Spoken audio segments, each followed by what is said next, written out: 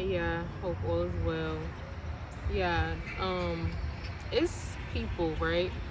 Your arrival and where God has called you to be in your life, it's people anxiously awaiting your arrival, right? And they're anxiously awaiting your arrival because your arrival is going to expose them, right? But God said to arrive anyway, and He wants you to arrive on time. Um, your arrival will expose people, right? And what do I mean by arrival? I mean the person who God has called you to be, um, and this path that God has set you on, right? Walking this narrow road, your arrival at who God has called you to be, your arrival at finally walking out your purpose, finally saying yes to God, um, your arrival at walking the narrow road, your arrival at leaving the broad path and deciding to walk the narrow road, your arrival there,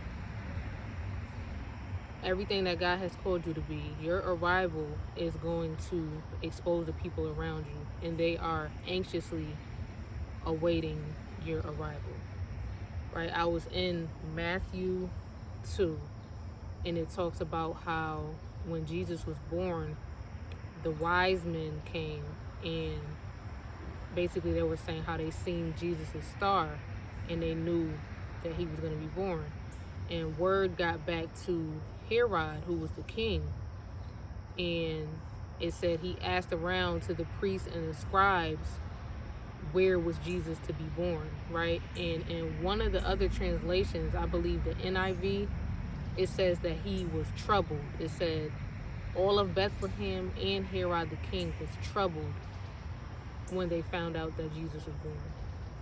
So I'm asking God, I'm pondering on the word and I'm going back and forth and I'm like, why were they troubled, right?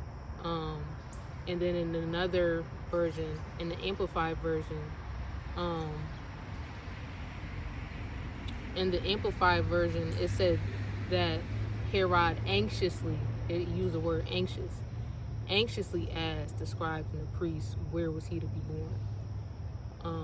Right, so God ministered to me, right? This doesn't mean that this has to be exactly why for that scenario, but when you have a relationship with God, he'll minister to you for what you need and what you can draw from the scriptures. And he ministered in my spirit that there are people anxiously awaiting your arrival, right? I did a word before saying that um, people need what you have.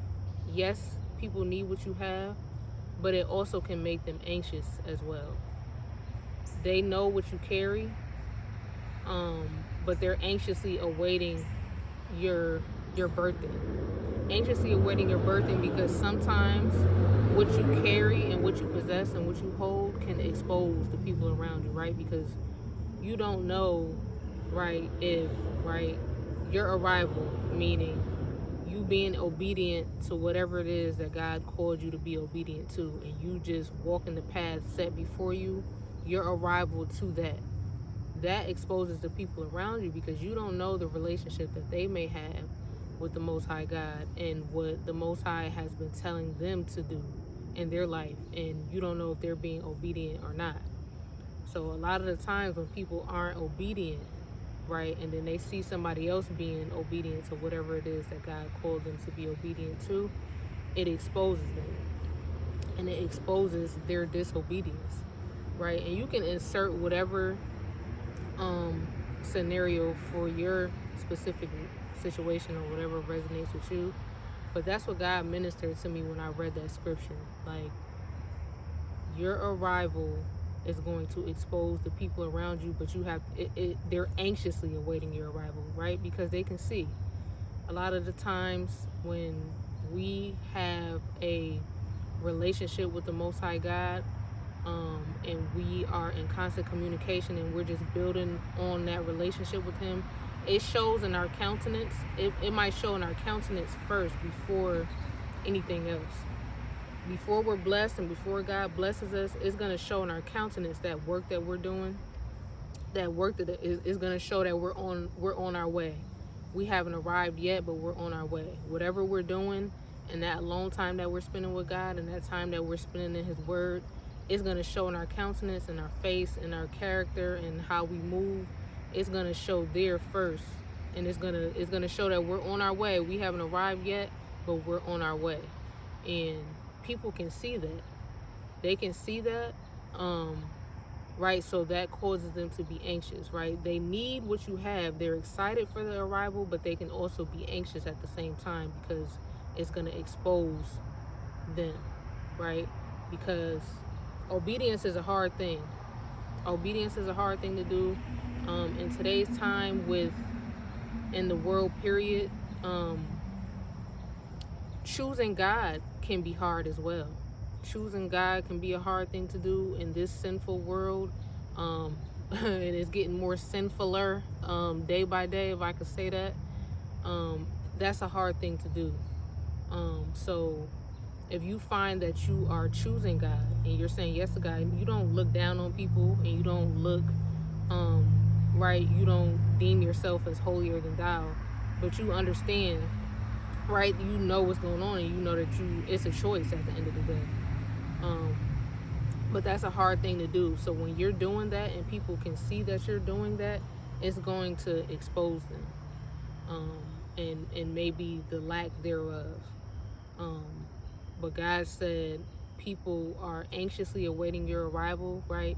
Because they need what you have, but it's also going to expose them. But He said He wants you to arrive anyway, and arrive on time, right? Sometimes we can get so, right, we can anticipate the angst or the anxiousness of other people, and then we'll try to deter ourselves, or self-sabotage, or alter or tweak. God said don't tweak nothing, right? He wants you to arrive, and He wants you to arrive on time. All right, so I love y'all. I hope that bless y'all. I love y'all. Be blessed.